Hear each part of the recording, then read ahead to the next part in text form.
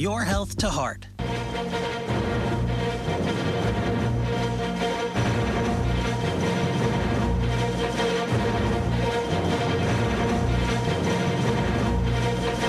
This is a CBS News Special Report. This is Bob Schieffer with our continuing coverage of the aftermath of Hurricane Katrina. President Bush has been in Mobile, Alabama for about the last 10 or 15 minutes to get a first-hand look at what the hurricane did and what the government is doing to help. Earlier today, he said what has been done so far is unacceptable. He's in a hangar in Mobile right now, and let's see if we can listen in to what he's being told. Louisiana has more than any of the others, but that shows you the extent of the problem we have with communications. There's limited cell phone towers, limited radio contact. It's very difficult, particularly in New Orleans, to have any sort of communication. Have any of them been put back up yet? Yeah, I mean, all the providers are out there doing that. And in addition to that, FEMA and Coast Guard, the military have all brought in the kind of relief, kind of communication packages we need, so that there is some command and control that exists between, the governor's offices and what we're trying to do. So that does exist. What happened here is a worst-case situation. In essence, had Katrina come up through here and Lake Pontchartrain, this is the slush model they do at the Hurricane Center we looked at, unfortunately, last year. That red represents well over 15 to 18 feet that came across those levees, in addition to the levees that broke down here in St. Bernard parishes and the other parishes of New Orleans that caused flooding from both ways. Right now, probably 90% of New Orleans is out of condition. Yeah. The rest of the states, what we're going to do today is we're going to fly from Mobile along the coast. And if you recall what we saw last year in Florida, you're going to see the same thing, but worse, further inland, and all the way down. Yeah. Okay. So, Governor? Yeah. Mr. President, first let me thank you for all the help. This is Governor Haley Barbour of Mississippi. The last few days, and I've told the people of Alabama you're concerned. I also to this man's left. Brownie, your staff. FEMA has absolutely been great. There's not been a request we've asked for. We appreciate that last emergency declaration, getting it back to us. Basically, we got hit 70, 80, 100-mile-an-hour winds over on Dauphin Island. Probably 60% of the houses there were destroyed. By Ola Bachar, we probably got 2,000 to 3,000 people out. We've got most of the power back now, some pockets down here. So what we're beginning to concentrate on, we've got a new initiative right now called Operation Golden Rule. We're asking every county in the state of Alabama to come up with some kind of plan to see if they can help shelter some of these people in Mississippi and in Louisiana. We're looking at former military bases. We're looking at former mental institutions we had that were closed down last year. We're trying to develop a plan where we can get temporary housing, some semi-permanent housing, and then permanent housing, at least to give you some options. Good, thank you. Governor Barbour? Mr. President, the immensity of this storm, both in power and size, just destroyed the Mississippi Gulf Coast. You saw it from airplane. It's utter destruction. Having said that, since Monday we've made progress. We've made a little progress every day. And I want to join Bob. The federal government is great. FEMA and all of your people who are on the ground, were on the ground before the storm hit, but particularly the Coast Guard. They've rescued 1,700 people in Mississippi. And they were there Monday night when it was still awful. Alabama's been great. I mean, he sent me 2,000 of his National Guard, while we're here for his disaster. It's all over the country, people all over the country. Florida had search and rescue people there the day of the storm, and other states. I mean, it's just, but we've suffered a grievous blow that we won't recover from for a long, long time. This is the worst natural disaster in American history, I believe. And we're at ground zero. And so right now we're trying to finish search and rescue. There are people that didn't leave that died, and we hadn't found them. Secondly, we're getting water and food, and your people have been great. The American Red Cross Salvation Army, private sector. But every day, like I say, we make a little progress. Fuel is a huge problem. Fuel is an enormous problem because we have no electricity in most of the area. Not going to have it in a lot of places because we didn't just lose the distribution lines that the trees fell. We lost all the transmission. We lost some of the generation. Yeah. And so fuel is the number one crisis because you can't do search and rescue. You can't get the water running. The hospital's got to have generators. That's our biggest problem, and y'all are helping. Coast Guard's delivering diesel fuel to all our hospitals today to run their generators. Still, I want you to know that is a crisis thing, and we'll talk some more. Main thing, we're making progress. We're gonna be fine at the end of the day, but the end of the day is a long way away, and we're gonna need a lot of help in between. Thank all of y'all for help. We got a couple of areas down here that are having some difficulties with gasoline right now, but Colonial and I think and Plantation are going to be back up 40 or 50%. More than that right now. You got positive news on the Colonial Right. pipeline. Should be over 80% this weekend. If which we will can help. get that up, we'll be in pretty good shape here. Mr. President, the base commander, right here. Commander, tell him to give you a short update on this. Give you a quick kind of update operations. on the air operations side. We've been flowing forces into the Mississippi, New Orleans area since, as folks have said, since the beginning of the storm. It's been an around-the-clock, 24/7 operation. Every asset we have available that's not being maintained or turned around is in the theater working, and that's been continuous. It's unprecedented for us. We're estimating over between air stations Houston, New Orleans, and Aviation Training Center in Mobile, and all the forces around the Coast Guard that have converged on this site. We're estimating over 5,000 aerial rescues so far. The numbers are just almost impossible to count now, but we're turning things around as quick as we can out there. We've had several initial rescues the first 2 days along the coastline in Mississippi. Most of our efforts now are pushing towards New Orleans, and we're still helping Mississippi out where they need us, but there are still people who need our help in New Orleans. Coast Guard forces are being flown into ATC Mobile from everywhere in the country. You see that aircraft over there is from Cape Cod. We have aircraft from Clearwater, Florida, Miami, you name it. They're coming in here and being chopped to my command here, and then we're flying them into New Orleans. I would like to point out that the air station in New Orleans took a tremendous hit. They're still operating, and they're doing a wonderful job over there. These guys are absolutely operating in the most challenging conditions you can think of. Our crews are doing the same thing with them, but there's some historic stories being written over there with this rescue. We're going to keep pushing as hard as we can with the air side until we leave, and prepared to maintain and sustain. My fellow incident commander here, Captain Jim Biostad, can tell you a little bit about the waterway situation. Yes, sir. Mr. President, as soon as the storm passed, we started to surge Coast Guard resources back in here. Our primary concern, of course, is always search and rescue, but we also knew that we had to get gasoline moving, which is normally moved by barge in this part of the Gulf.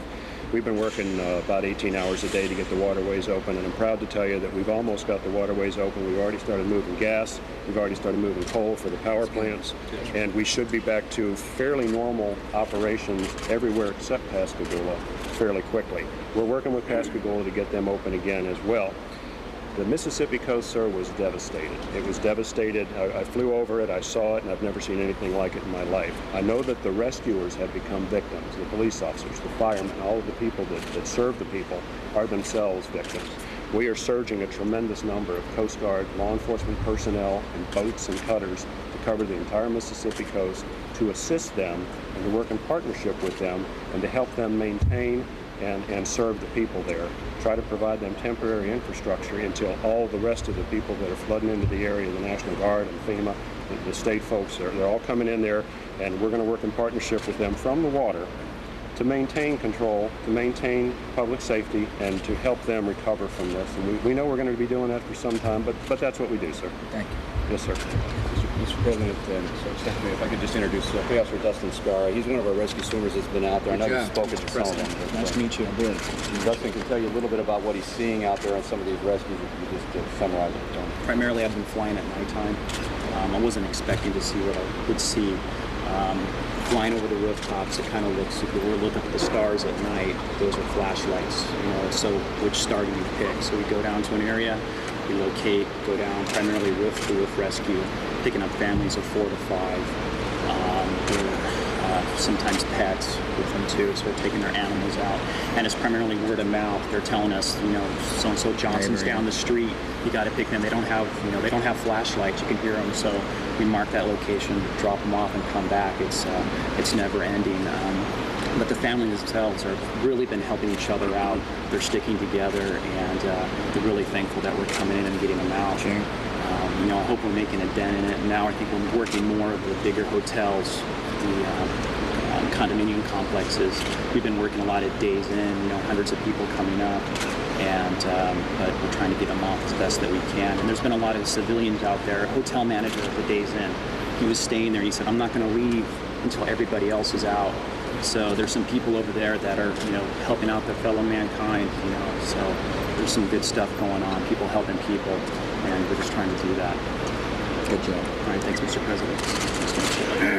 Subject to your question, sir, we're ready to... Well, first I want to say a few things. I am incredibly proud of our Coast Guard. We have got courageous people risking their lives to save life. And I want to thank the commanders, and I want to thank the troops over there for representing the best of America. I want to congratulate the governors for being leaders. We didn't ask for this when you swore in, but you're doing a heck of a job. And the federal government's job is big and it's massive, and we're going to do it. Where it's not working right, we're going to make it right. Where it is working right, we're going to duplicate it elsewhere. We have a responsibility at the federal level to help save life, and that's the primary focus right now. Every life is precious, and so we're going to spend a lot of time saving lives, whether it be in New Orleans or on the coast of Mississippi. We have a responsibility to help clean up this mess, and I want to thank the Congress for acting as quickly as you did. Step one is to appropriate $10.5 billion. But I got to warn everybody, that's just the beginning. That's a small down payment for the cost of this effort to help the good folks here rebuild. We are going to restore order in the city of New Orleans, and we're going to help supplement the efforts of the Mississippi Guard and others to restore order in parts of Mississippi. And I want to thank you for your strong statement of zero tolerance. The people of this country expect there to be law and order, and we're going to work hard to get it. In order to make sure there's less violence, we got to get food to people. And that's a primary mission, is to get food to people. And there's a lot of food moving. And now it's one thing to get it moving to a station, it's the next thing to get it in the hands of the people, and that's where we're going to spend a lot of time focusing. We got a lot of rebuilding to do. First, we're going to save lives and stabilize the situation. And they're going to help these communities rebuild. The good news is, and it's hard for some to see it now, that out of this chaos is going to come a fantastic Gulf Coast, like it was before. Out of the rubbles of Trent Lott's house, his had lost his entire house, there's going to be a fantastic house, and I'm looking forward to sitting on the porch. Out of New Orleans is going to come that great city again. That's what's going to happen. But now we're in the darkest days, and so we got a lot of work to do. And I'm down here to thank people, I'm down here to comfort people, I'm down here to let people know that we're going to work with the states and the local folks with a strategy to get this thing solved. Now, I also want to say something about the compassion of the people of Alabama and Mississippi and Louisiana and surrounding states. I want to thank you for your compassion. Now's the time to love a neighbor like you'd like to be loved yourself. Governor Riley announced the fact that they're going to open up homes and military bases for stranded folks, and that's going to be very important and helpful. My dad and Bill Clinton are going to raise money for governor's funds. The governors of Louisiana, Mississippi, and Alabama will have monies available to them to help deal with the long-term consequences of this storm. The faith-based groups and the community-based groups throughout this part of the world, and the country for that matter, are responding. If you want to help, give cash money to the Red Cross and the Salvation Army. That's where the first help will come. There's going to be plenty of opportunities to help later on. But right now, the immediate concern is to save lives and get food and medicine to people. so we can stabilize the situation. Again, I want to thank you all for, and Brownie, you're doing a heck of a job. The FEMA director's working 24 hours.